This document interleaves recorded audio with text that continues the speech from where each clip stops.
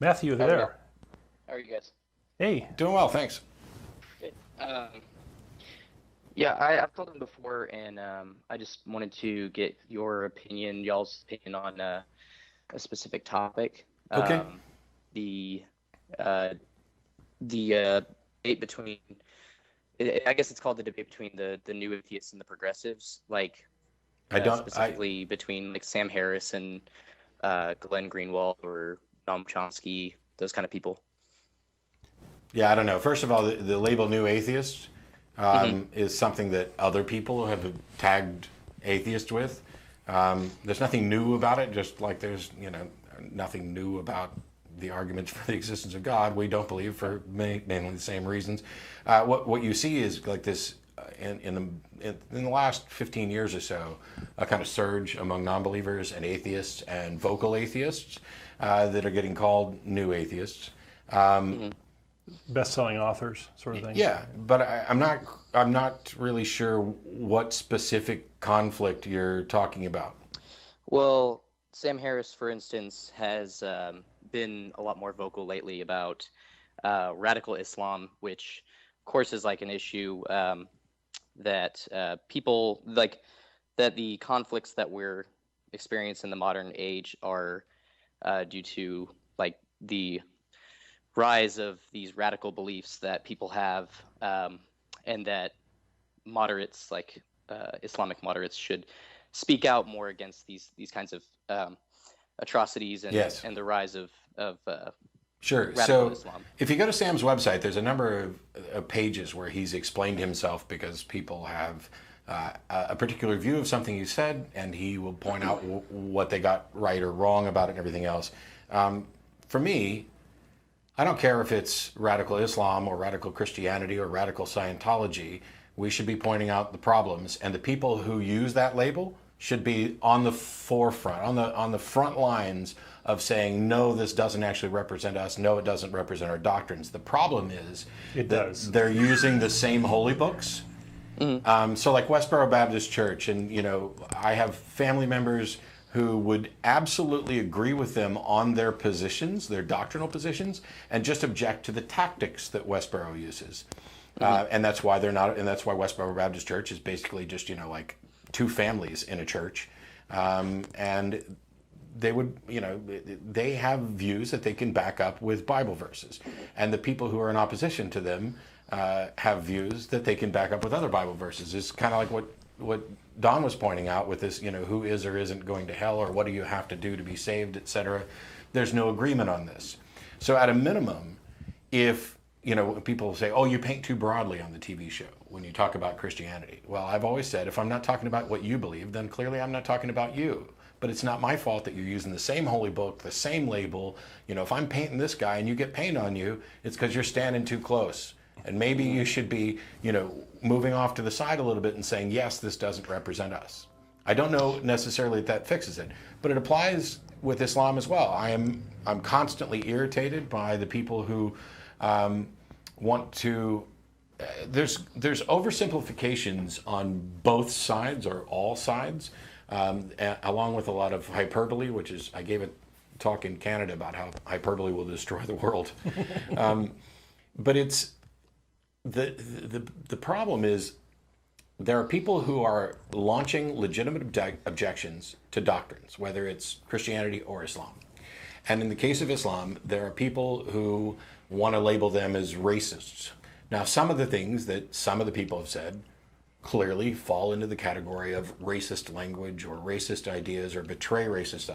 But it's not the case for all of it. Islam isn't a race, it's a religion. And if I'm criticizing the doctrines, then I'm not necessarily going after a people. But if I oversimplify that to where I paint all Muslims as, dangerous, then I've crossed over into the realm where some of the allegations of racism are now justified. I had somebody contact me just the other day, they live in Australia, saying, oh, hey, there's this group that wants to build a mosque in my town, and I'm absolutely terrified. And I was like, why? Do you have some reason to believe that they're a particularly, radical organization, shouldn't they have the same religious freedoms that everybody else does? I want to wipe out religion, but I don't want to do it through laws or fear. I want to do it through educating people and attacking where the problems are. And you don't know. I mean, this could be the mosque that changes all of the public perception about Islam and changes the face of Islam, even amongst radical extremists, where they're not. You don't know. But Right. so you have to encourage religious freedom. You have to address ideas and focus on ideas more than people, or possibly to the exclusion of people when possible. This fight between people is over and over again a communications breakdown, where somebody has a view that they're set on and they portray it in a fashion that is perhaps hyperbolic, perhaps accurate, but whether it's accurate or not, the people who are in opposition will always see it as inaccurate, and so that's where you get these fights. I'm not in either camp. There are tons of things that Sam Harris says which I agree with. There are a handful of things that I don't, and that's the same for the people who are objecting to what Sam and others have said. Mm-hmm. Yeah, I mean, I believe that most people take, well, hopefully most, I guess I limit it to atheists in this regard, but that most atheists do have a reasonable view on other people that have religious affiliations, and they don't consider, like most Muslims, to be radical extremists or whatever, just as progressives don't, or well, I guess I say progressives, but like most people on the left-leaning side don't see atheists as like, oh, they just hate all religious people or anything like that. But I guess what my concern is, or what I'm particularly interested in, is that this kind of like talking about Islam, like Sam Harris is doing right now, in terms of it being a very particularly dangerous religion at this point in time. Like, it is. People, yes, I agree in some regard, but at the same time, he frames it in such a way that he's saying like that anybody who is on the left who believes that the United States, for instance, and our foreign policy has a very great effect on how other people around the world see us, and maybe not us as citizens, but us as a foreign power, like that affects how they're going to act in certain ways. So like if you bomb somebody, like if you bomb some community in Yemen or in whatever country, Pakistan or Afghanistan, you're going to have a wave of people that are affected by that, and that may actually become radicalized because of our But you're going to have, intervention. so there are people who are prone to being radicalized no matter what you do. I mean, we've seen, from the UK, for example, teenagers who bought into, ISIS propaganda and run off and become radicalized. I don't know that there's necessarily a solution for that. One of the things that, if you were to look at this in a naive sense, hey, why don't, instead of spending all this money on military and sending them over to, Afghanistan and Iraq and wherever we're going to send stuff, let's just send food and Disney movies and just try to kill them with kindness. Because what's going to happen is these individuals who are in power, who are the propaganda machine that is encouraging the radicalization of individuals and groups, they're in a position of power. And so no matter what we do, they can point and say, they're coming over here to kill us. Or, look, they're trying to buy you off with food because they want you on their side, because they're trying to exterminate your rights to your religion. They are, propagating this fearful notion and playing on people's fears. And so it doesn't matter what you do, there's a way to spin that so that you're just trying to manipulate and take over this region and destroy their culture and things like that. Instead, I think, as with almost anything, the key is going to be access to information and education.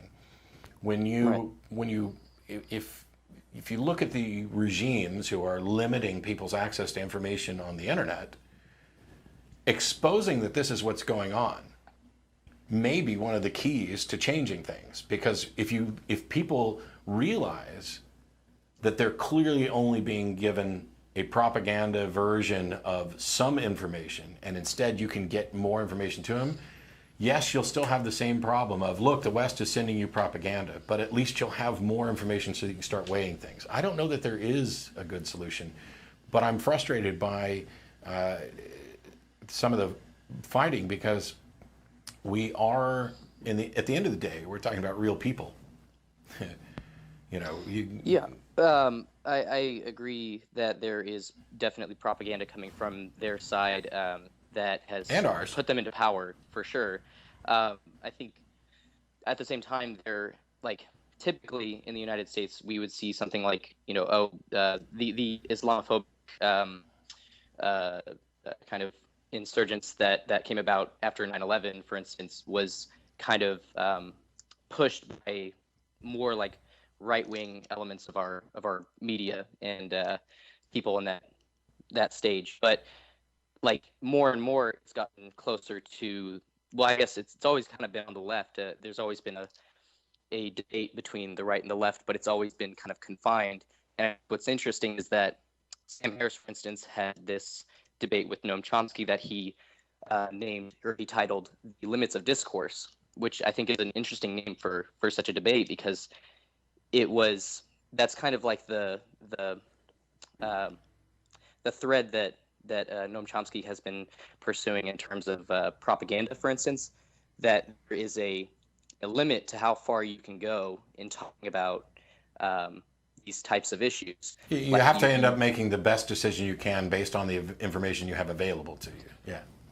Right. And there's only, people are only going to hear in the mainstream media, for instance, either we should have like drones going over these countries, or should we have drones, or should we put boots on the ground, for instance? Like, should we get more people into these countries to try to propagate democracy? But I don't feel like, well, and I don't. Maybe neither. That we Gotta choose neither. Encourage democracy and overseas to that regard. Yeah, and it's not anything we're going to solve on the Atheist Experience. Yeah. But I appreciate the call. I'm going to let get back to Don to kind of close up with this, and we'll try and do one more call with Vivian before we head out to dinner. Thank you, Matthew. All right, have a great day. Thanks.